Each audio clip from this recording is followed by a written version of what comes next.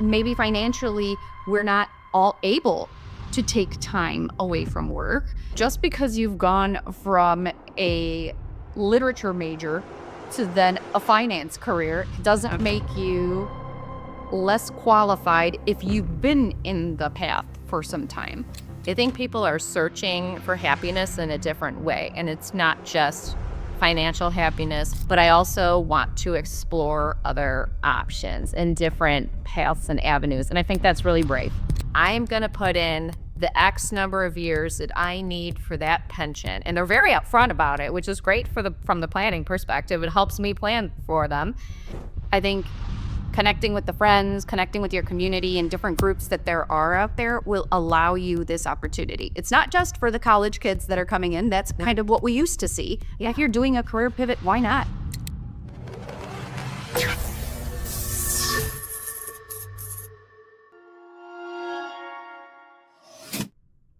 Hello and welcome to Express Yourself podcast. I'm your host, Vanessa Martinez. And I'm Lauren Genuardi, and we are here to answer questions that come in. So our question today, this is a good one.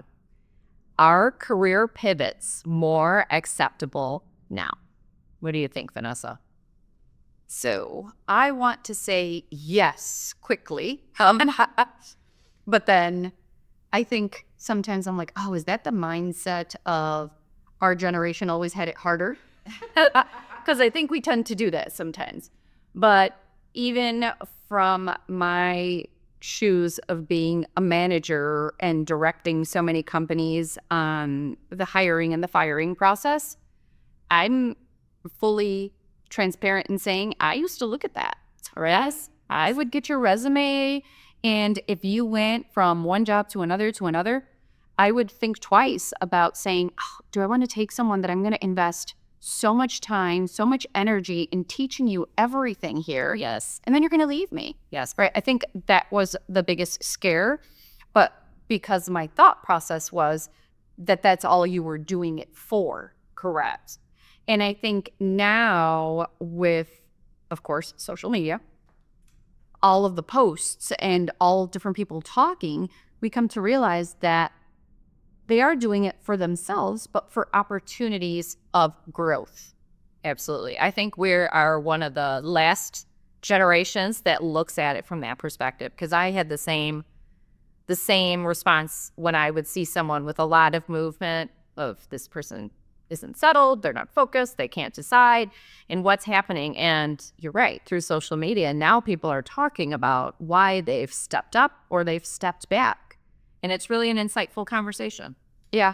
I want to say probably 5 years ago is when I started just digging deeper into these questions with the people that would come in, right? Because you could ask that in an interview process to understand, oh, you went from this job to this job, but there was this time in between. And then you'd get deep into knowing this wonderful story of either they had a baby or trying to have a baby or helping their parents. So they were all, I don't want to use the word justifiable because that sounds bad, but they were all reasons that made sense. They made sense to me, and it obviously made sense to them. And then the qualifications don't leave. So just because you've gone from one job to another doesn't mean you're less successful. No. Just because you've gone from a literature major to then a finance career doesn't make you less qualified if you've been in the path for some time. So experience, definitely. And of course, in our field, there's all the licensing that we have to go through. But I think if you can prove that you are the right person for the job, then career pivots, spaces in between your resume are not looked at in those harmful eyes as they were in the past. I would just say it's okay to talk a little bit about that. Yes. And this is where it's really important on finding a place, your new home, which is the new location for your job, that there's accepting people there that there's people that truly not just empathize with that, but either have done it themselves. Yes. Or appreciate that you did that. Absolutely. Maybe financially, we're not all able to take time away from work, maybe because we need more financial stability at home, and it was always two incomes, so we'd always have to stay with a two-income process. Regardless of what the reason is, I think you're looking for someone across the table from you when you're coming in talking about your career pivot that can embrace that and appreciate it, actually. Yes. You have to find someone that's open to receiving your vulnerability.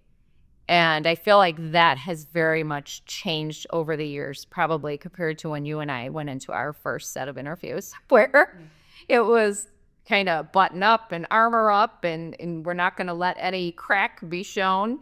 And now people are willing to have that conversation and say, hey, I did XYZ in my career, and these were the motivations. And I think it leads to really good conversation and helps both sides understand the other one better. I think another piece that I have noticed along the years is also sometimes when you do that career change, it actually works out in your favor. So maybe you've been, I know this one sounds drastic, but an attorney all your life, and then you come out and you say, I wish somebody would have told me it was hourly and I'd have to traffic and I had to do this. Just that's not something that I enjoy and I love.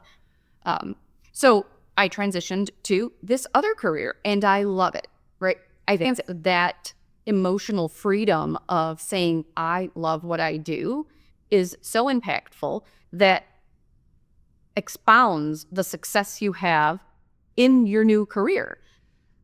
It can be scary, of course, like all change is, right? So embracing that uncomfortable is difficult, but I feel now it definitely is more acceptable to answer the question. Absolutely. And I think people are searching for happiness in a different way. And it's not just financial happiness of, hey, I had this goal salary and now I've hit it and now I'm happy because I have the salary. I hear a lot from people that have been in a certain career path for a long time. I'm going to throw teachers under the bus a little bit. I have a lot of teacher clients and I've heard continuously from them. And they say, hey, I'm going to put in the X number of years that I need for that pension. And they're very upfront about it, which is great from the planning perspective. It helps me plan for them. But they say, hey, I'm going to stay this many years. And then I really want my next gig, my next phase to be something that I really love and I'm really happy doing. They're almost a little bit burnt out. And so I think it's a brave conversation to say, hey, I did this and I dedicated my life to this, but I also want to explore other options and different paths and avenues. And I think that's really brave. So now that you say that specifically about teachers, there is sometimes we get so stuck in making sure that, I have 5 more years to get the pension or X amount of more years to get the pension. And that is what's been told to you time and time again that would make it 100% beneficial. One of the things that I would say is if you sit with someone, you sit with a financial planner, a financial advisor, and walk through the process, in some cases, if you're willing to make that change in career earlier on, instead of waiting that lapse of time and then taking on another position and increasing your salary there, it can offset what that is. So sometimes we stay in a position for financial reasons. Yeah, happiness is gone.